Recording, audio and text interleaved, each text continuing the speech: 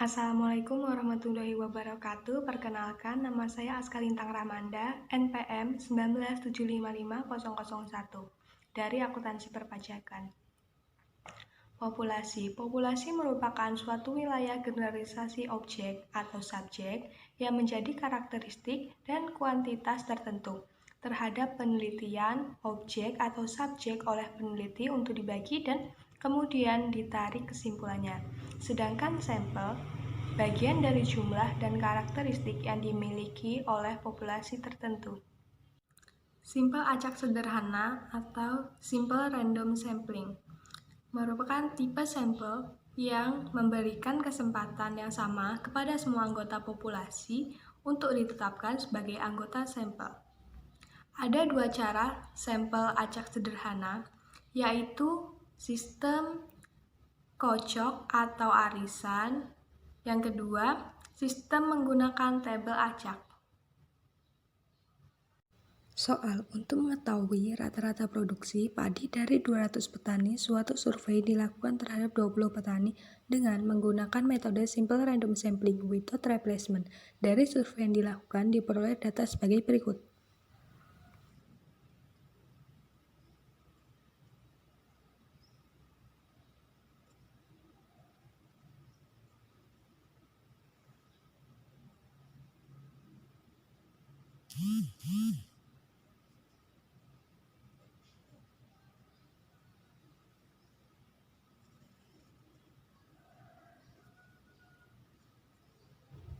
Penyelesaiannya, X sama dengan Y aksen, jumlah dari N, I sama dengan 1 YI per N sama dengan 51,6 dibagi 20, jumlahnya 2,58.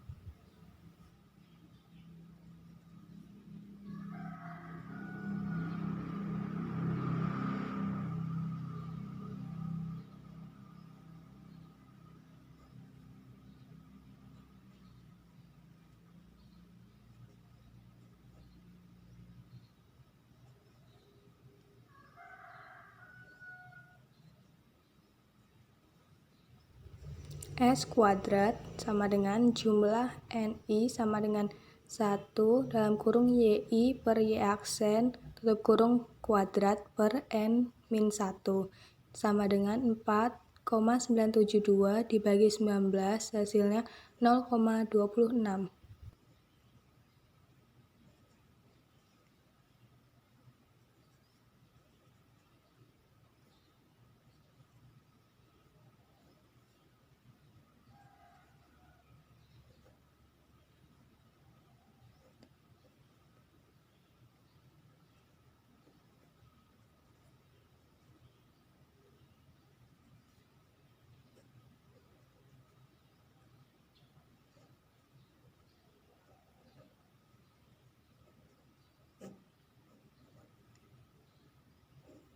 SA dalam kurung Y aksen sama dengan V dalam kurung Y aksen sama dengan S kuadrat per N dalam kurung N dikurang N kecil dibagi N besar sama dengan 0,26 dibagi 20 atau 180 dibagi 200.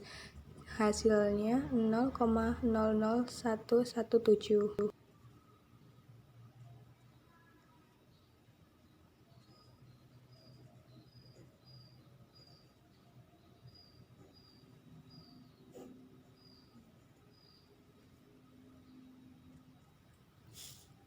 RSA sama dengan SA dalam kurung Y per Y aksen sama dengan 0,0117 dibagi 2,58 jadi hasilnya 0,0045.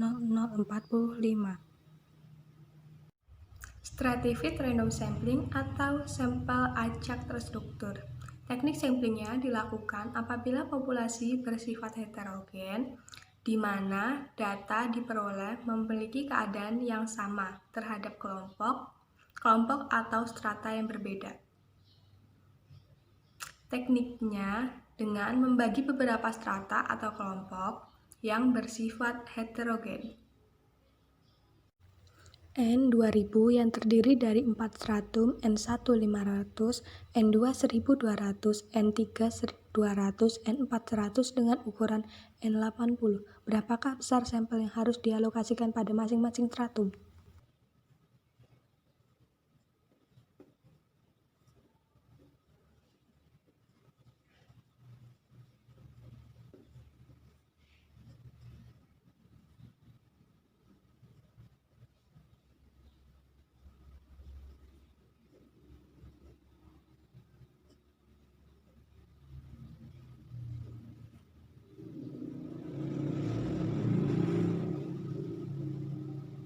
Penyelesaiannya alokasi proporsional dengan rumus NI sama dengan N1 dibagi N dikali N.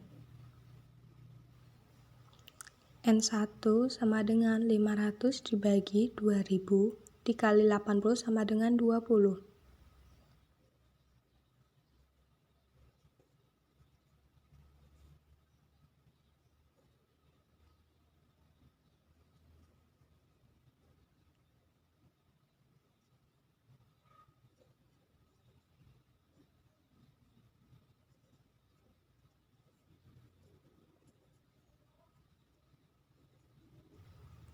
N2 sama dengan 1200 dibagi 2000 dikali 80 sama dengan 48.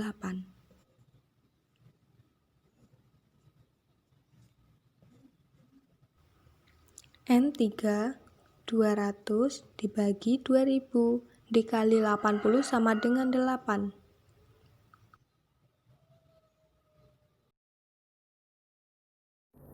Assalamualaikum warahmatullahi wabarakatuh. Nama saya Almatiara Firona. Di sini saya akan menjelaskan yang pertama tentang cluster sampling. Cluster sampling disebut juga area sampling. Cluster sampling ini digunakan ketika elemen dari populasi cluster secara geografis tersebar luas sehingga sulit untuk disusun sampling frame. Kemudian keuntungan penggunaan teknik ini adalah menjadikan proses sampling lebih murah dan cepat daripada digunakan teknik simple random sampling. Akan tetapi, cluster sampling ini pada umumnya menghasilkan hasil yang kurang akurat dibandingkan simple random sampling. Adapun cluster adalah suatu unit yang berisi sekumpulan elemen-elemen populasi, namun terhadap populasi yang lebih tinggi, cluster sendiri berkedudukan sebagai elemen dari populasi tersebut.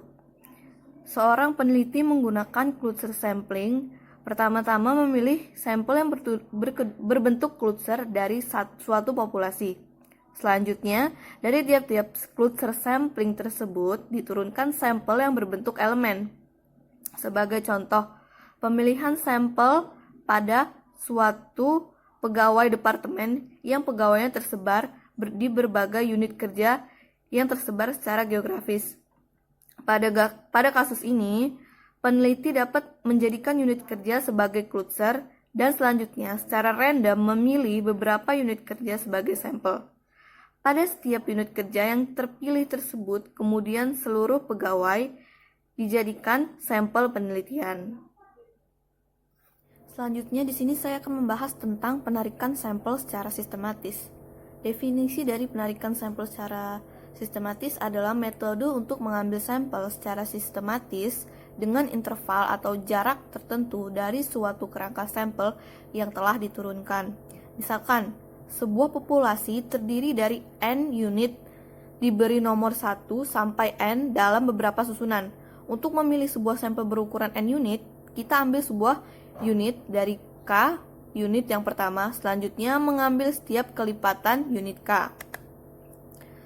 Selanjutnya adalah keuntungan. Yang pertama, lebih cepat, murah dan mudah pelaksanaannya daripada cara-cara yang lain. Yang kedua, pengambilan sampel tanpa harus menggunakan kerangka sampel. Yang ketiga, sistematis sampel tersebar lebih merata sehingga kemungkinan besar menghasilkan sampel lebih representatif dan lebih efisien daripada SRS. Selanjutnya kelemahan yang pertama yaitu adalah penduga varian sulit diperoleh dari sampel sistematis tunggal. Yang kedua, penyusunan yang tidak baik mungkin menghasilkan sampel yang sangat tidak efisien. Selanjutnya itu adalah prosedur pemilihan sampel. Yang pertama itu linear systematic sampling. Kita menganggap bahwa populasi disusun secara linier dalam suatu cara sehingga unit-unit dapat dirujuk oleh angka. Misalkan, N dapat dinyatakan dalam bentuk N sama dengan NK, dan misalkan angka random pertama terpilih adalah R1, lebih besar daripada K.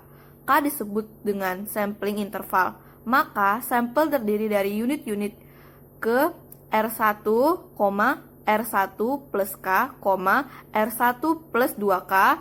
Selanjutnya sampai dengan R1 plus N dalam kurung N min 1K. Jika N tidak dapat dinyatakan dalam bentuk N sama dengan NK, maka K diambil sebagai bilangan bulat yang paling dekat dengan N. Contoh linear systematic sampling, misalkan terdapat N sama dengan 9 populasi, yaitu 1, 2, 3, 4, 5, 6, 7, 8, 9, yang dipilih 3 sampel secara sistematis, maka K sama dengan 3. Kemudian, mencari angka random pertama yang kurang dari atau sama dengan 3. Katakan didapat 2. Jadi, sampel yang terpilih adalah 2,2 plus K sama dengan 2 plus 3 sama dengan 5. Dan 2 plus 2K sama dengan 2 plus 2 dalam kurung 3 sama dengan 8. Yang kedua, saya akan menjelaskan tentang circular systematic sampling. Memilih angka random pertama 1 sampai dengan N. Memilih setiap unit ke K, di mana K adalah bilangan bulat yang paling dekat dengan N. Dalam suatu cara memutar sampai N unit sampel terpilih. R1 plus JK, jika R1 plus JK kurang dari sama dengan N. R1 plus JK min N, jika R1 plus JK lebih dari N. Untuk J sama dengan 1, 2, dan seterusnya sampai dengan dalam kurung N min 1. Selanjutnya,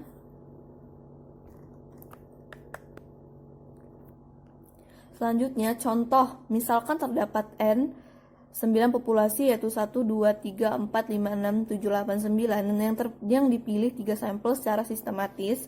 Kemudian kita mencari angka random pertama kurang dari atau sama dengan 9, katakan dia dapat 7.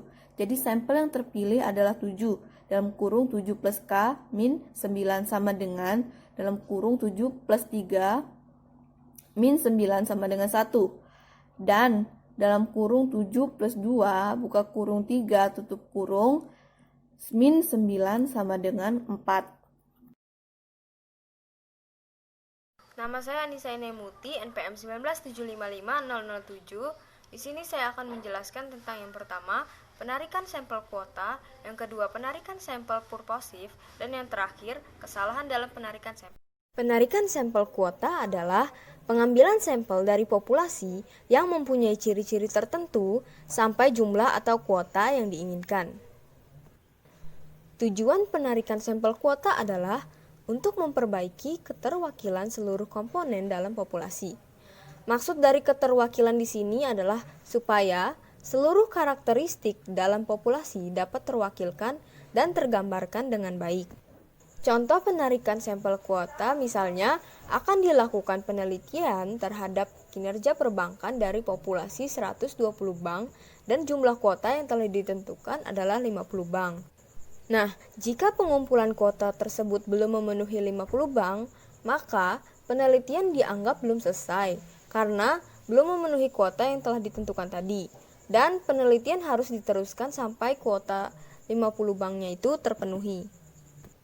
Apabila penelitian tersebut harus menggambarkan keterwakilan populasi dari perbankan, maka setiap kelompok harus mempunyai kuota.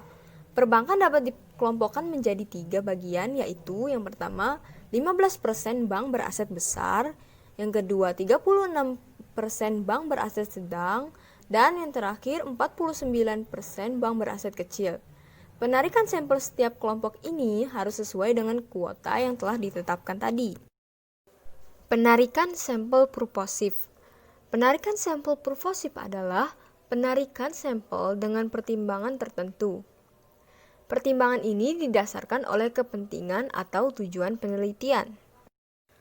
Penarikan sampel purposif dibagi menjadi dua cara, yaitu yang pertama, convenience sampling, yang artinya penarikan sampel berdasarkan keinginan peneliti sesuai dengan tujuan penelitian.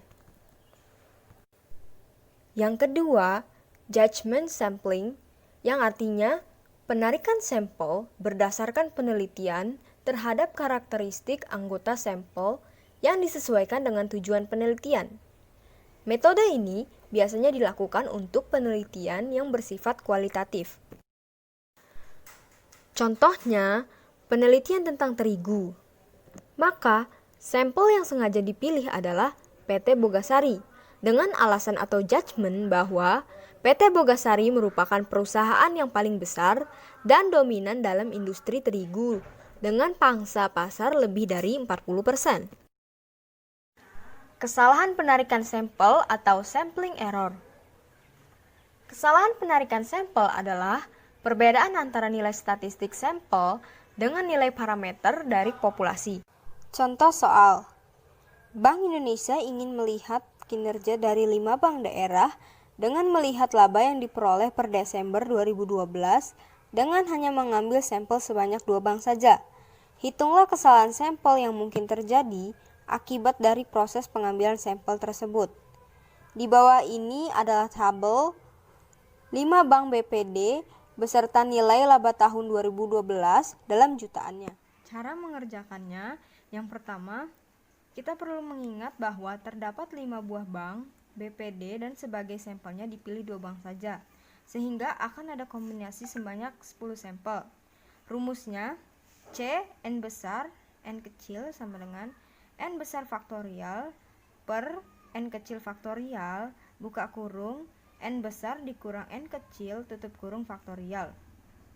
Sama dengan N besarnya itu terdapat dari 5 buah bank ini.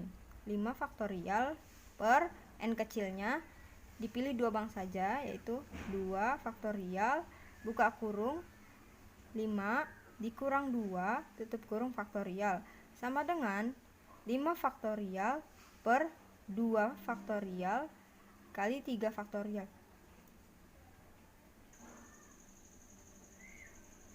Supaya lebih mudah, maka kita jabarin terlebih dahulu, yaitu 5 kali 4 kali 3 kali 2 kali 1 faktorial per 2 kali 1 faktorial dikali 3 kali 2 kali 1 faktorial. Ini kan udah sama nih, bisa dicoret langsung, coret. Jadi 5 kali 4 20 per 2 kali 1 2 sama dengan 10. Jadi kombinasi yang tadi kita cari terdapat 10 sampel. Setelah dapat 10 sampel tadi yang menggunakan dengan rumus kombinasi, kita buat tabel seperti ini. Ini terdiri dari 10 kombinasi tadi. Yang pertama ada DKI Jogja, yang kedua DKI Jateng, yang ketiga DKI Jatim, yang keempat DKI Sumut, yang kelima Jogja Jateng, yang keenam Jogja Jatim, yang ketujuh Jogja Sumut, yang ke-8 Jateng Jatim, yang ke-9 Jateng Sumut, dan yang ke-10 Jatim Sumut. Dan jumlah kombinasi tadi kita jumlahkan. Ini ada 441.915.000 didapat dari jumlah nilai laba DKI ditambah dengan jumlah nilai laba Jogja, yaitu 339.284.000 ditambah 102.631.000, hasilnya segini 441.915.000, dan begitu seterusnya. Setelah menemukan semua kombinasi yang tadi ini, maka perlu dihitung rata-rata dari setiap kombinasi yang mungkin X bar atau X bar dan rata-rata dari populasi, yaitu atau yang disebut dengan new.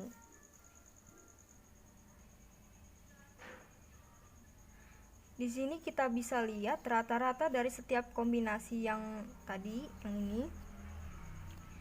Rumusnya Ini 958.000 didapat dari jumlah kombinasi nilai laba DKI dan Jogja, yaitu 441.915.000 dibagi dengan 2, maka hasilnya 220.958.000. Dan ini 451.195.000 didapat dari jumlah kombinasi DKI dan Jateng, yaitu 902.390.000 dibagi dengan 2, maka didapatkan 451.195.000 dan seterusnya.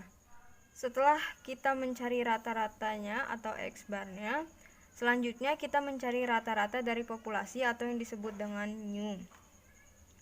Rumusnya sigma X bagi 5.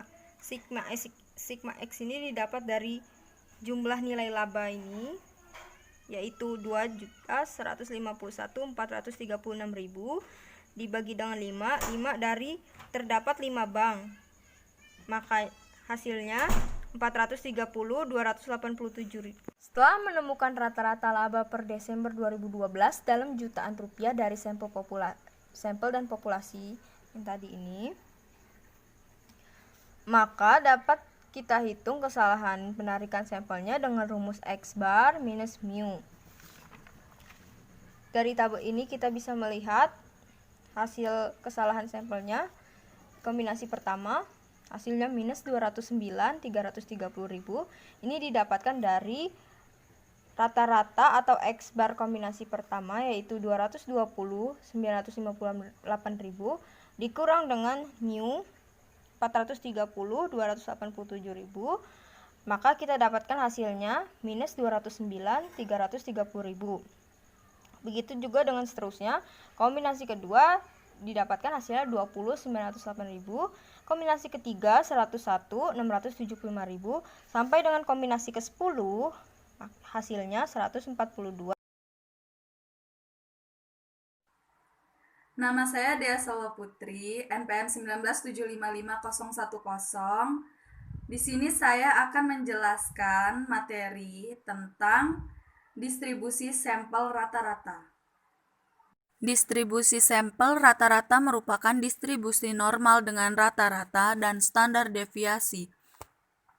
Bentuk distribusi sampel rata-rata yang normal juga dapat dilihat dari grafik poligon sampel dan populasi yang bersifat normal. Dengan demikian, nilai Z dapat dirumuskan sebagai berikut.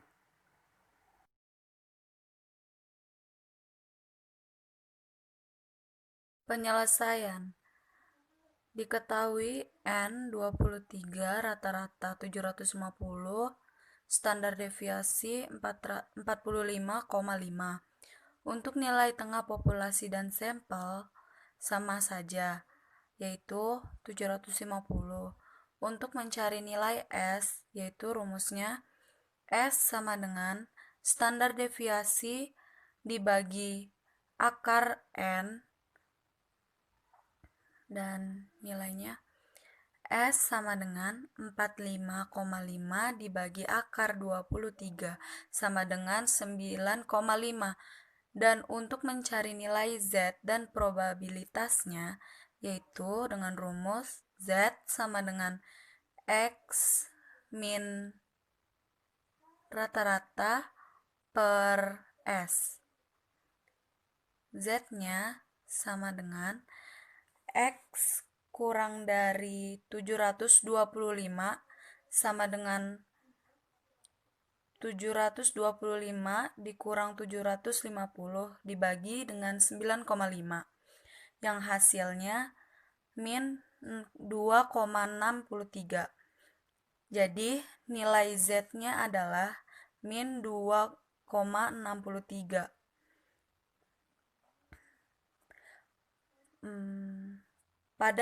Pada kurva normal menunjukkan nilai 0,4957, sehingga probabilitas harga saham di bawah 725 adalah 0,5 dikurang 0,4957 sama dengan 0,0043 dan 0,43%. Dan untuk X lebih dari 800 dan Z untuk X lebih dari 800 sama dengan 800 dikurang 750 dibagi 9,5 sama dengan 5,26. Nilai Z-nya yaitu 5,26. Pada tabel kurva normal tidak ada, karena nilai Z maksimal yang ada 2,99.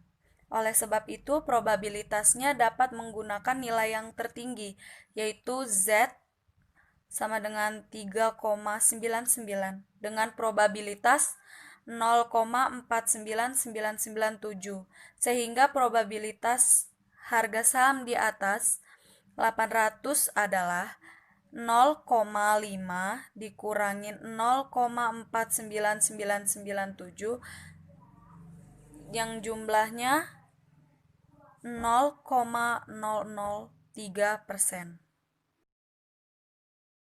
Ini saya akan membahas materi tentang distribusi sampling proporsi dengan materi menggunakan distribusi sampel proporsi.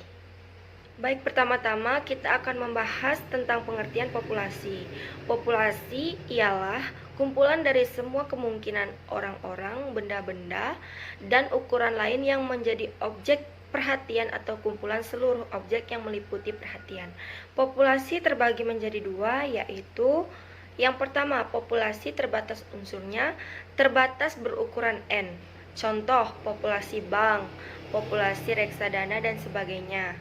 Yang kedua, populasi tidak terbatas, yaitu suatu populasi yang mengalami proses secara terus-menerus sehingga ukuran N menjadi tidak terbatas perubahan nilainya. Lalu sampel.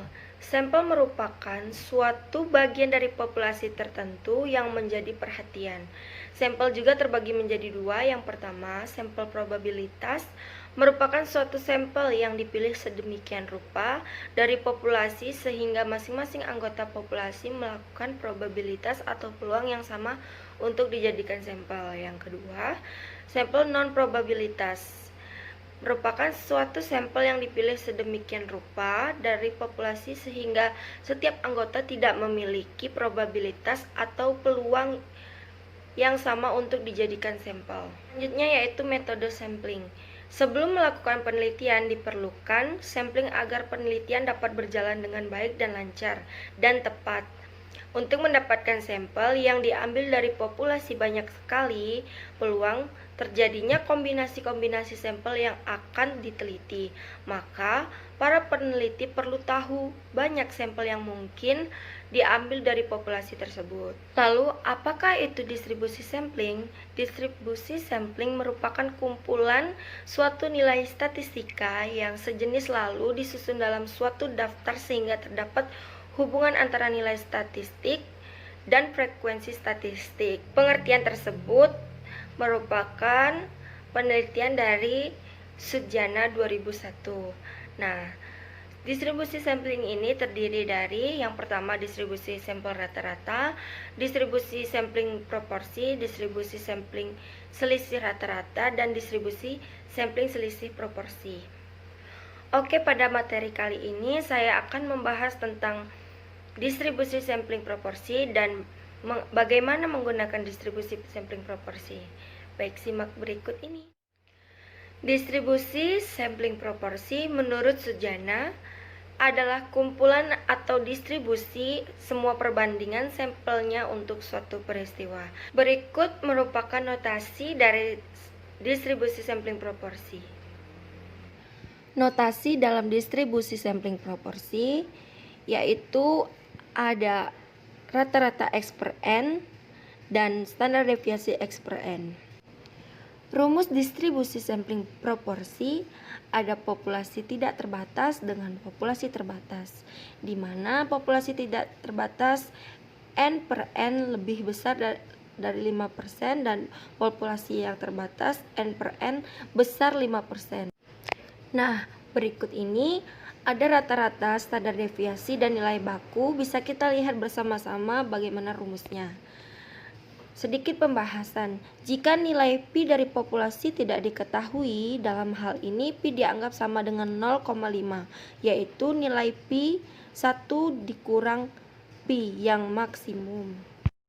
Baik, itu tadi notasi dan rumus dari distribusi sampling proporsi. Nah, yang selanjutnya kita akan membahas tentang bagaimana menggunakan distribusi sampling proporsi. Berikut contoh soalnya. Mari disimak. Sebuah bakery store BT menemukan bahwa pembelian dilakukan oleh 20% dari pelanggan yang memasuki tokonya. Suatu pagi terdapat sampel acak sebanyak 180 orang memasuki toko. Berapa probabilitas pelanggan yang membeli kurang dari 15%? Penyelesaiannya diketahui N sama dengan 180, Pi dalam kurung membeli sama dengan 20% atau 0,20. Yang ditanya adalah P dalam kurung X per N lebih besar dari 15%. Jawab, rata-rata X per N sama dengan Pi sama dengan 0,20. Standar deviasi X per N sama dengan kuadrat Pi 1 dikurang Pi dibagi N sama dengan kuadrat 0,20 dalam kurung 0,80 per 180, hasilnya 0,029814239. Z sama dengan X per N dikurang rata-rata X per N dibagi standar deviasi X per N sama dengan 0,15 dikurang 0,20 dibagi 0,029844239 sama dengan min 1,68. Lihat tabel Z. Luas sebelah kiri 0 sama dengan 0,5000. Luas antara Z dikurang 0 sama dengan 0,4535. Nah, hasil ini dikurang, jadi luas sebelah kiri Z hasilnya 0,0465. Kesimpulannya, jadi probabilitas bahwa di antara 180 orang yang masuk ke toko, pelanggan yang membeli kurang dari 15% adalah sebesar 0,0465 atau 4,65%. Baiklah, itu tadi materi tentang distribusi sampling proporsi dan bagaimana menggunakan distribusi sampling proporsi. Saya mohon maaf apabila ada kesalahan materi atau kesalahan penghitungan dari materi yang saya bahas ini. Saya akhiri, sekian, terima kasih. Wassalamualaikum warahmatullahi wabarakatuh. Nama saya Salatfi Wawiningsi, NPM 197555036. Saya akan menjelaskan materi yang pertama, distribusi sampel selisih rata-rata dan proporsi. Yang kedua, faktor koreksi untuk populasi terbatas. Yang ketiga, dalil batas tengah. Distribusi sampel selisih rata-rata dan proporsi adalah suatu distribusi dari dua atau lebih populasi. Maksud dari distribusi selisih adalah untuk membedakan karakteristik satu populasi dengan populasi yang lain, apakah sama ataukah berbeda. Distribusi sampel selisih rata-rata dirumuskan sebagai berikut. Distribusi sampel selisih proporsi dirumuskan sebagai berikut.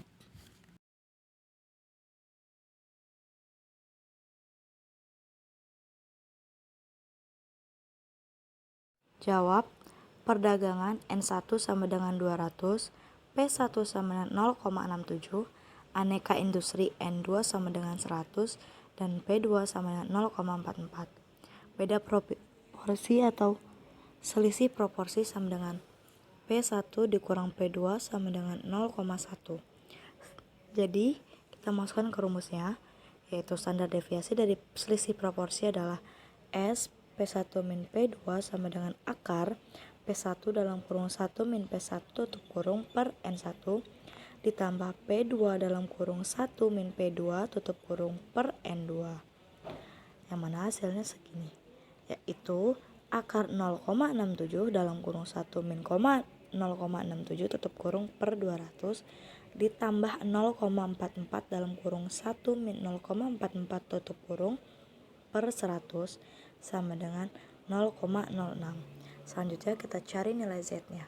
Diperoleh dengan Z sama dengan dalam kurung P1 dikurang P2 tutup kurung dikurang P1 dalam kurung P1 dikurang P2 tutup kurung per SP1 min P2 sama dengan 0,1 dikurang dalam kurung 0,67 dikurang 0,44 tutup kurung per 0,06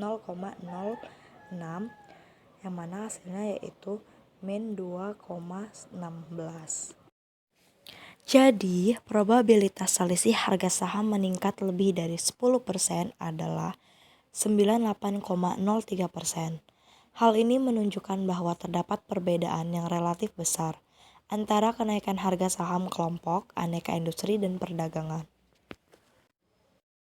Faktor koreksi adalah usaha untuk memperbaiki hasil dugaan parameter dan diterapkan jika rasio N per N lebih besar dari 0,05. Faktor koreksi terhadap standar deviasi dirumuskan sebagai berikut. Sedangkan untuk standar deviasi proporsi adalah mengapa kecenderungan sebuah distribusi menuju distribusi normal menjadi sangat penting. Karena apabila populasi bersifat normal, maka distribusi sampel rata-rata dan proporsi juga bersifat normal. Yang mana hal ini didasarkan pada dalil batas tengah berikut ini.